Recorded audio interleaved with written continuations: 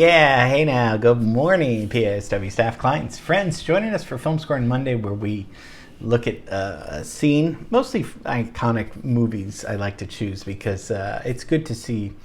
It's a little bit of film history too in these classes, but might as well look at the film scores too. And we've been doing a great job. You guys have been doing a great job with Big Night. Last week was so much fun to look at that cool car scene. And we got to pick a song finally, and some of them had lyrics too. So I'm getting a little easy now, because you can, although this time you can't. But I like to change it up. So please, if you're new, talk to me, text me, email me. If you want to start joining in on these, this is more music supervision. It's not original music, not yet. That's maybe in the works.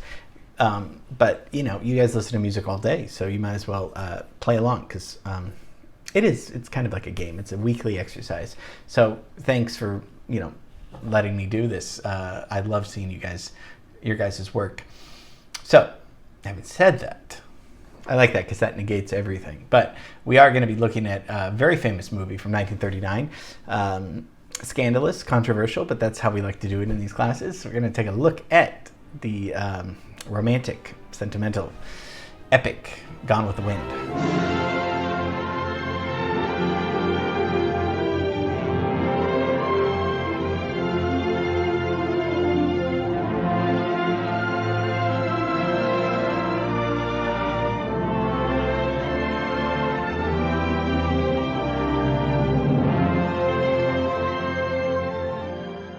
Gone with the Wind, highest grossing movie of all time. Still, one of the first in color, right?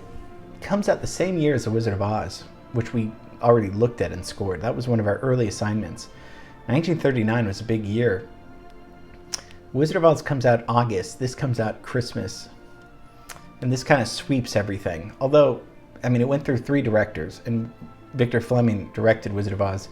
He was also brought in to direct this, so it was a busy year for him too. David O. Selznick was the guy, the head honcho over at MGM.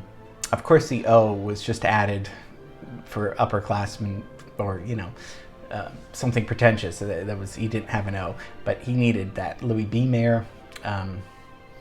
It makes this. There's self-importance is very important in this business.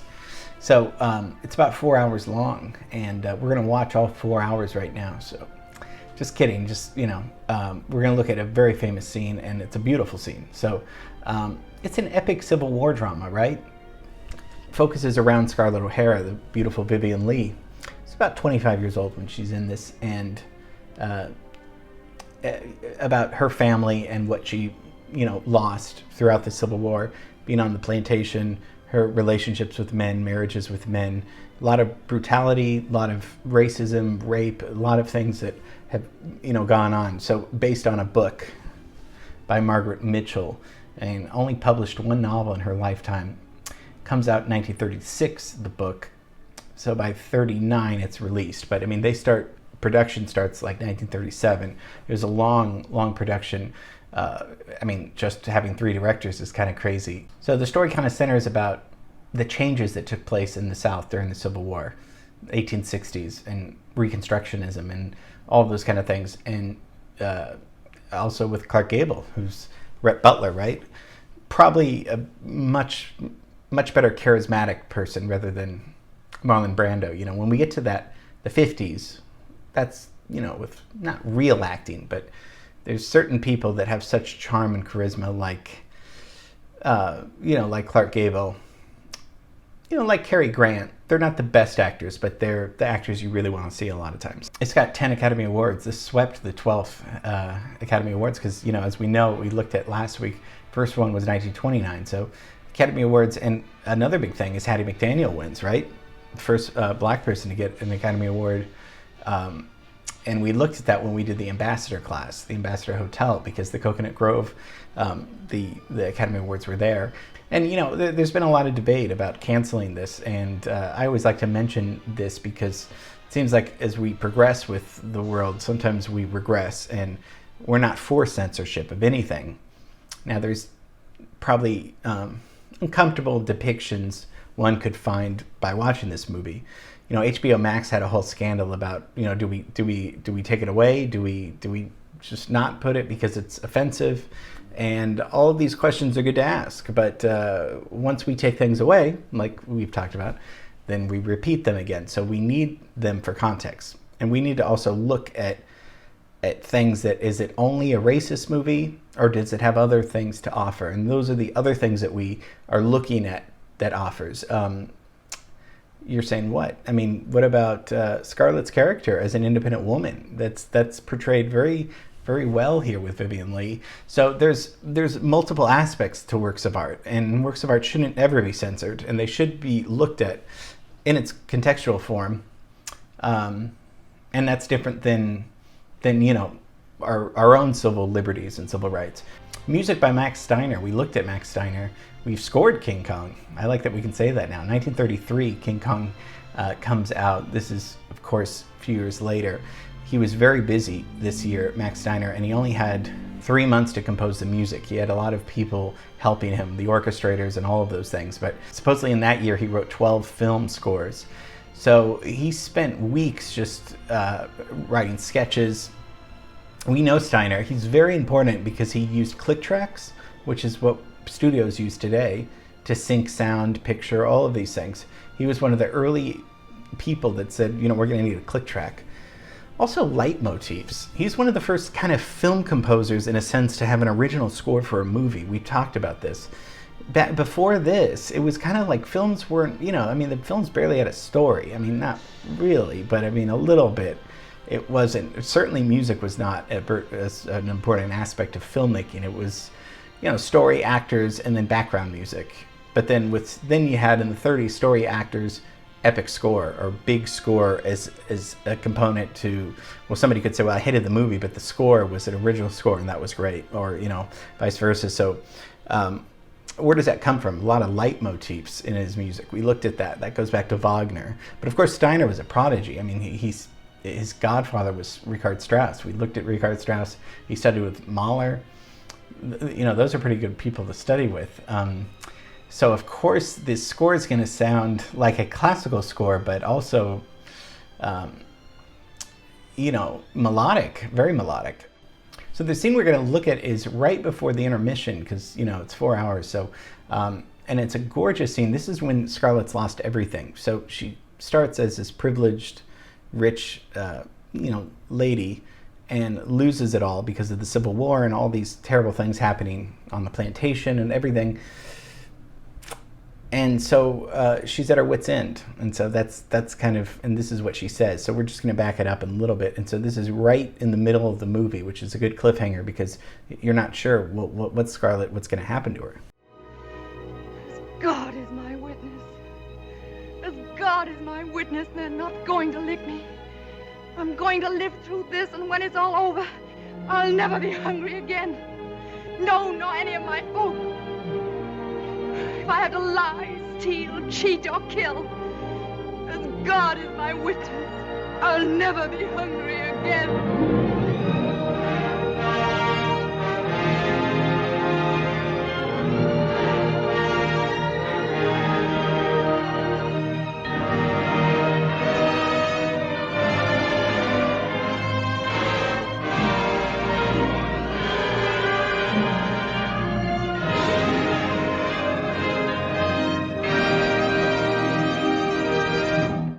I mean, how gorgeous is this scene, though? Just the panning, the pulling back of the camera, the silhouette. I mean, it must have been unbelievable to see this in color. You know, one of the first films in color, to be in the theater. I mean, this was just, it's such a, and the score is so beautiful. Now, we looked at, like I was talking about, Steiner was almost of the school of classical composers, because we're getting into 20th century modern music, but Steiner's kind of left over from the Romantic period because he's been around. So he's right in that transition along with other composers. He's not the only one. Korngold, where they came from the classical school, but now they're getting into motion pictures. So they're going to use their education, their background, all their training but also write for the pictures. And for the pictures, especially for these pictures, you can't be too abstract. You need to be somewhat melodic, just like the stories can't be too abstract. I mean, you have to give people a little bit of something to hold on to, something to remember. So story, just like melody, is something that, that's that's also all about money too. We looked at John Sibelius, maybe the most famous Finnish composer, or maybe the only Finnish composer, I don't know. But listen to it. I have to do this because this reminds me so much of the Gone with the Wind score. This is Sibelius' Symphony No. 6 that we listened to when we talked about him.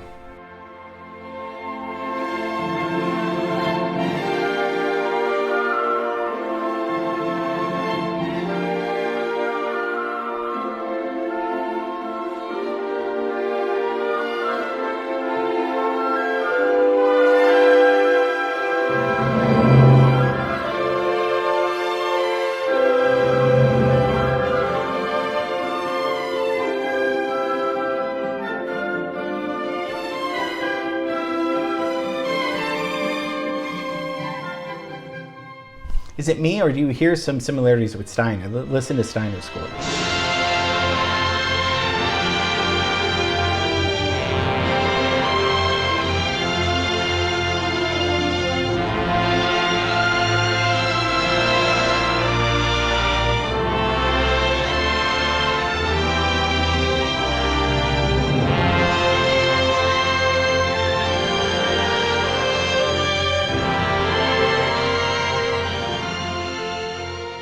Definitely similarities, huh? I mean, perhaps it's just me, but I needed to point that out because I knew that we would talk about this movie, and I'm glad that we have Sibelius under our belt, that you guys understand where I'm coming from. So, okay, so let's look at it with just farm animal sounds.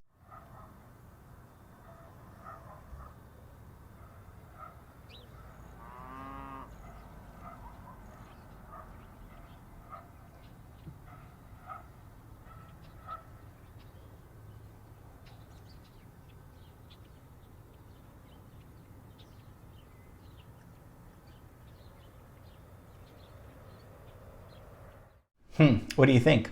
No lyrics, not a jazz score. I would say somewhat classical, somewhat orchestral for sure.